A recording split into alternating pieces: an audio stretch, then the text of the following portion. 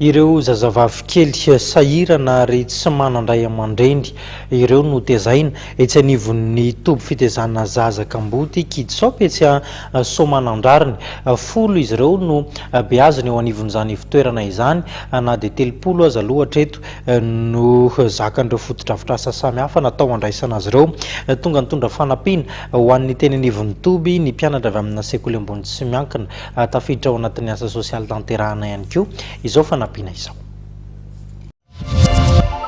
Niforona tamin'ny 20 Novambra 17 ny fitoerana fitaizana ny zazakamboty Kidsop eny Soamanandrariny ka ireo zazavavy kely sahirana tsy manandray aman-dreny ny beazinao. Hatreto dia folo ny ankizy beazina raha 30 ny eritreretin'ny tompon'andraikitra fa ho tezainy. Mba hanodinana ny fitoerana dia mambolo ny mpanabe tsy ampy nefa izany fa ilaina ny tohiny avy amin'ny malala-tanàna rehetra. Namaly ny etaeta amin'ny fanampiana ny zazakamboty ny mpianatra taona faharoa amin'ny NSKE mivondrona ao amin'ny groupe MIA ahitana enina menadaza nanapa-kevitra ny hanome fanampiana ity fitoerana ity. Ny asa nataonay teto izany dia nanolotra fanampiana ho an'ny zaza sahirana ataon'ny orphelinat Kidsop izay hitanay fa tena rano tokoa. Mijanona nefa ny fiarah-miasanay amin'ny Kidsop fa mikasy izahay andalo matetika aty hijery ny fivoaran'ny fambolena sy hanampy amin'ny fikarakarana. Tafiditra amin'ny toe-tsain'ny mpitantana ny fanaovana hetsika toy izao izay raha teo no tovoizon'ny reto mpianatra reto amin'ny taranja comportement de manager eny amin'ny sekoly ambony io. Ka ankoatra ny fitaovam-pianarana, fitafiana ary kiraro ho an'ireo zazakamboty dia niarany salata amin'ny orinasa izy ireo hanatsara ny fambolen'ny orphelinat Kidsop ka notoloran'izy ireo masom-boly zezika ary fanafody ny fitoerana fitaizana zazakamboty miampy fanofanana ara-teknika ho an'ny mpanabe.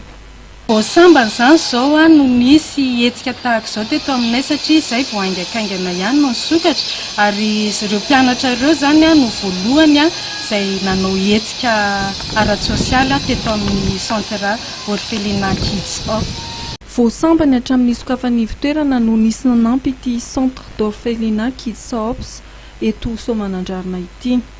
Dia izay ny koa toko lasitoboko vavy no anakatonantsika ny pejin'ny fampalalam-baovao ity ampamarana fampalalam-baovao nefa dia tiana ny mampatsiahy antsika fa ho amin'ny rampitso alakamisy dia evoaka indray ny laharana vaovao ny gazety Soa ao anatin'ny gazety Midi Madagasikara hatrany no ahitantsika izany gazety Soa izany. Loha hevitra sy toromarika entina hanampiana antsika ao anatin'ny herinandro manaraka io indray no avohitra ny gazety Soa izay evoaka ao amin'ny rampitso dia aza diny maka ny anjara gazetinao ary amin'izay andro ny rampitso izay dia apetraka ny veloman-drapitafa ao amin'ny rampitso indray tsika amin'ny fotoana eto makasitraka tompoko. Mandany nareo makany amin'ny assurance aro maka vola fa zanana assurance AVA aro ny vahoaka tenareo koa misoratanarana dia izao ho an'izay ho taranakareo zay na raha anao teo ny vaovao niaraka tamin'ny assurance aro. Vaovao niarahano tamin'ny bijouterie Gavaka.